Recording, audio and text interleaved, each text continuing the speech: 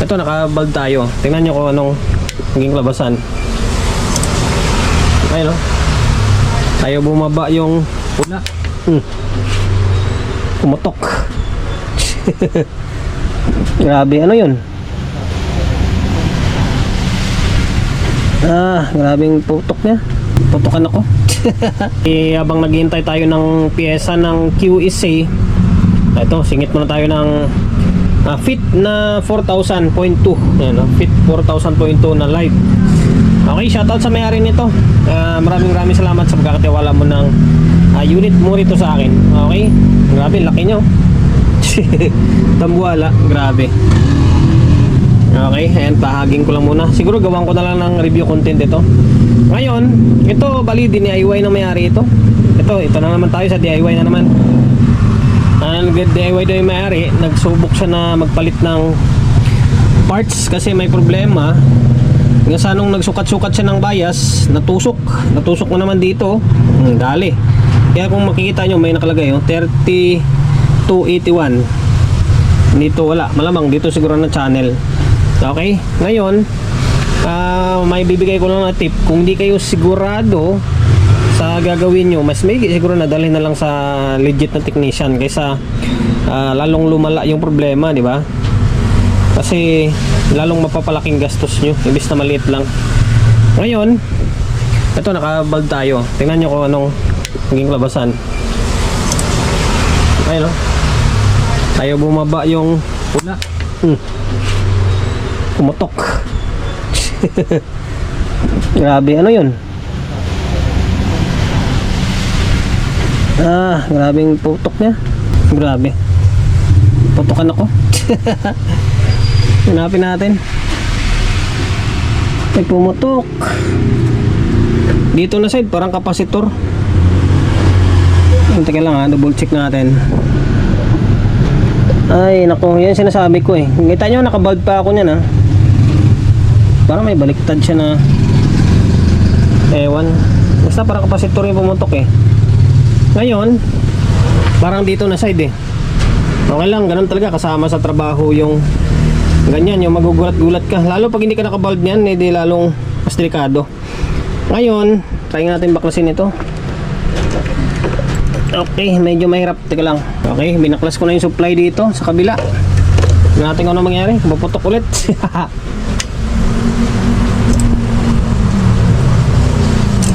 Ayun, normal. Parang normal dito. Pababa yung bulb. Ito nga, confirm. Ginulat pa tayo. Dito sa my channel 2. Dito baklasin natin to. Tapos suyurin natin kung ano yung magiging problema nito. Okay? Sabi, laki oh. Naklas ko na yung channel 2. Sibak pala yung fuse dito. Ngayon, dahil gabi na, bandilim mo sa labas. Uwi ko na lang sa bahay to. Overtime tayo sa bahay. Okay? Dali natin sa bahay to. Doon tayo gagawa. Ito pala yung pumutok ko. Ito yung kapasitor na to. Value nyan ay, teka lang 50 volts by 22. 50 volts by 22 na non-polar. Wala tayo non-polar Yan, 50 volts by 22 na non-polar. Nahanap tayo ng non-polar na kapasitor niyan. Okay, naklas ko na yung channel 2. Sibak pala yung fuse dito. Ngayon, dahil gabi na, bandilim mo sa labas. Uwi ko na lang sa bahay to. Overtime tayo sa bahay. Okay, dali natin sa bahay to. Doon tayo gagawa. Ito pala yung pumutok ko. Ito yung kapasitor na to. Value nyan ay, teka lang 50 volts by 22. 50 volts by 22 na non-polar. Wala tayo non-polar Yan, 50 volts by 22 na non-polar. Nahanap tayo ng non-polar na kapasitor niyan. Okay, overtime. Dito na tayo sa may bahay. Okay, dito sa may lamisita natin. Ngayon, nag-short ako ng output. Wala namang shorted. Pakita kayo sa inyo Ito, delikado kanina May mailer na nakasalang dito sa loob Dito nakaganyan Ay nako, delikado yan. Ayan na lumabas, 104. Ngayon, ito sa may output, dito pala sa diode, malaman mo na kung may shorted or wala. Wala naman siya, Wala, di ba? May reverse natin. Naka-reverse, wala naman, Di ba? Dito, naka-reverse to. Wala rin, Di ba? Hindi man gumalaw, Ngayon, dito sa may MOSFET, same lang din. Ang proseso niya sa may MOSFET, kinik ko rin, Ang nakuha na ni sir yung mga sira niya, Kasi ginawa na rin niya to. Nadisgrasya niya lang daw, or baka may problema pa talaga na iba. Hindi lang nakuha din. Dito, wala rin, Di ba? Ito, goods din, Goods. Tapos ito pangatlo, kasi tatlo yung MOSFET niya, Ayan, goods. Tapos dito sa may kabilang side, dito, goods din to. Tapos dito, goods din. Tapos dito, goods din ito. Pati dito sa may diode, puro mga buo, Wala mga problema. Tapos, ito, may nakita kong maraming problema. Ito, sunog itong resistor na to. Hindi ko na alam kung anong value na nito kasi nasunog yung pattern board. Sa kabilang channel, doon na tayo kumuha ng idea. Pero ito 75, nakangat to. 75. Tapos ito 47. 470. Ito may nakasulat 470. Tapos dito natin kung may nakasulat pa.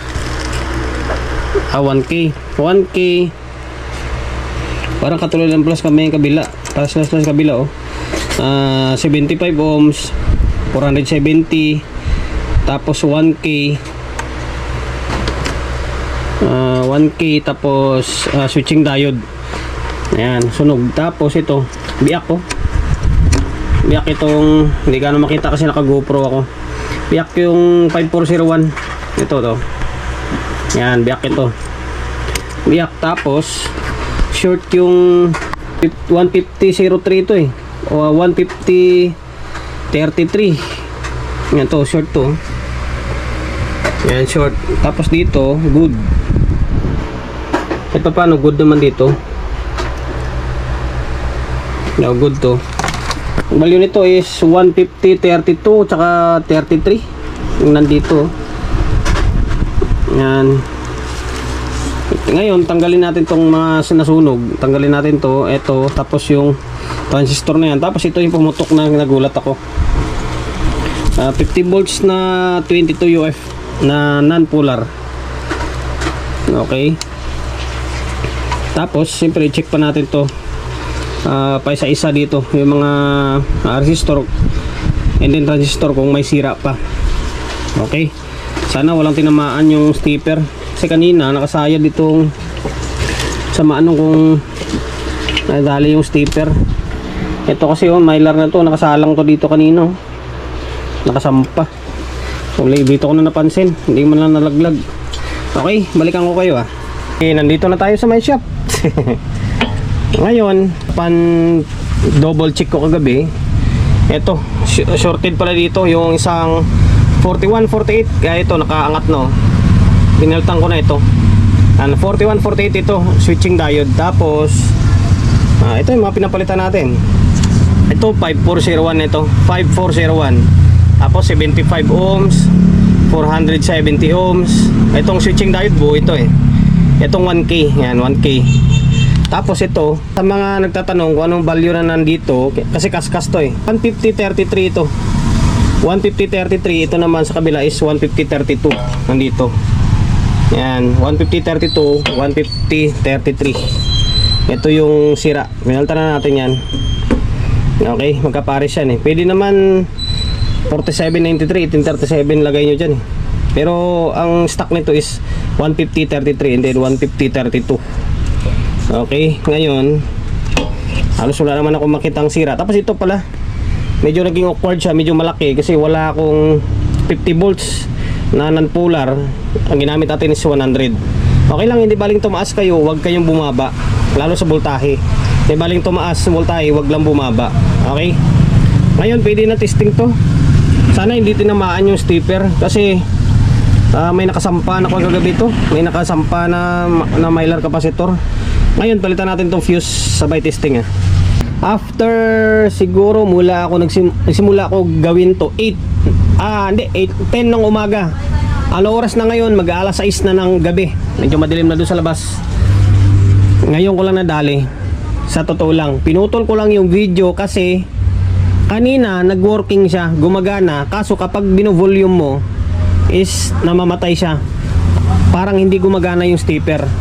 Okay?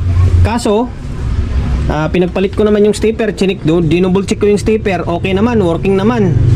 Pinagpalit ko na nga siya pinagpalit ko yung nandito, sa good na to, dinilagay ko siya dito, okay naman. Yung nandito na stepper, nilagay ko siya dito, okay naman to, wala namang problema dito.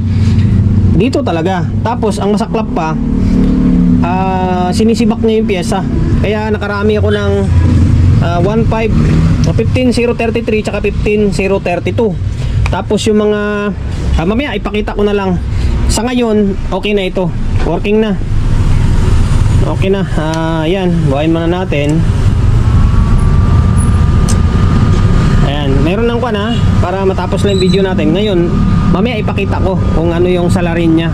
Okay, sa ngayon, mag-audio testing muna tayo. May nakakabit na speaker, dalawa. Kaso pasensya na, natabunan. Hindi pa kasi na-pick up yung mga ginawa natin. Ito yung channel 1 na working naman talaga to. Working naman talaga to Ngayon, ito yung channel 2 na sinisibak. Nung tinigil ko to, kapag binolium mo tapos may audio, magkuhan siya, magpo-protect, sisibakin na niya yung pyesa.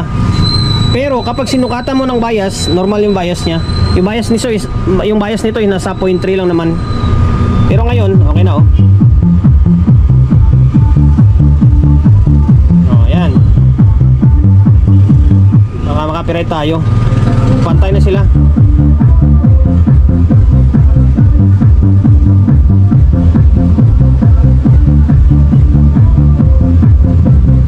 Okay.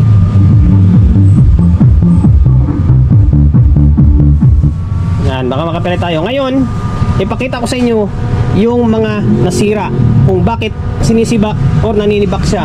Okay, para magkaroon kayo ng idea. Binaklas ko ulit. Ngayon, ipakita ko sa inyo. Ito guys, kung mapapansin nyo, naglagay na tayo ng clip kasi naputol yung tornilyo. Malambot yung tornilyo nito. Pag pinersa mo, lumalagatok, napuputol. Yan, naglagay tayo ng pangipit, dalawa. Ayun kasi nga, binaklas natin to kasi nga, yung stepper nito andun na galing sa kabila yan. Tapos yung nandito, nilagay natin sa may kabila. Kasi nga, sinubukan natin kung sa stepper ba yung problema. Hindi naman. Ngayon, ang mga nasira ay eto. Yung mayroon pa pala dito yung 5551 dito sa loob. Parang sa may bias niya. Yan, nakatago sa loob. Yan, ngayon, nasa labas nga ito. Nalagyan ko lang ng thermal paste yan. Check nyo yan. Kasi kapag may mga nasira dito, sigurado sira rin nandito niya. 5551 yan. Okay? Tapos yung mga, basta focus lang kayo dito sa area na to. Tapos itong 5551 5401, palitan nyo na yan or check nyo kasi sigurado sira yan. Tapos yung fusible, yung 10 ohms, yan, double check nyo. 10 ohms dito. Saan pa? 10 ohms dito. 10 ohms dito. Kasi nasisira yan. Tapos yung MG 15032, tapos MG 15033. Yung magkapares na yan, silipin nyo lagi kasi nasisira yan. Okay? Kapag merong isa na naiwan, sinisibak niya. Ganun kasilan nito, sinisibak niya. Okay? Tapos yung mga, basta yung mga mababang voltahe tulad ng 75, 470, same din dito. Tapos yung mga switching diode, make sure na na-check nyo. Tingnan nyo, nakapokus na ako dito na dumating dito yung 4148, sira rin to dito. Okay?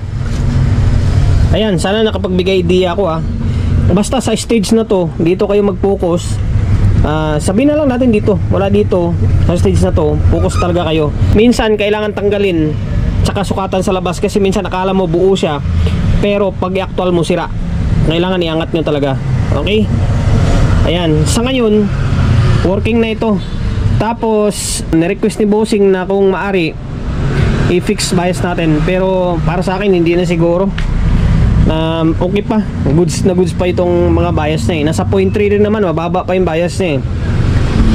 Bahala na, siguro mag-usap na lang kami ni bossing dito kung talagang ipapagpilitan niya na i-fix, o di sige i-fix ko, pero kung maaari i-stock ko lang muna ito. Okay? Hanggang dito na lang siguro, working naman na eh. Alam nga na, ibabalik ko pa to, patugtugin, tapos ipakita pa sa inyo. Tapos dito pala, pahabol ko yung IRF na 260N, hindi IRF ang nakalagay dito hindi IRF na 260. Palitan nyo. Ang ilalagay nyo dyan is 59N30. 59N30 ang ilalagay nyo. Kasi ang stock nyan, naburado dito is 59N30 yan. 59N30. Ngayon, pinalitan ko, tinanggal ko yung nalagay ni bossing na 260N. Kaya pinalitan natin ng 59N30, dalawa. Okay? Para mas matibay kasi mas mataas yung amperahe ng 59 ampere na 300 volts. Pag inilagay mo yung 260 dyan, parang basta mababa na konti yung ng amperahe ng 260N eh. Okay? Yan lang, hanggang dito na lang.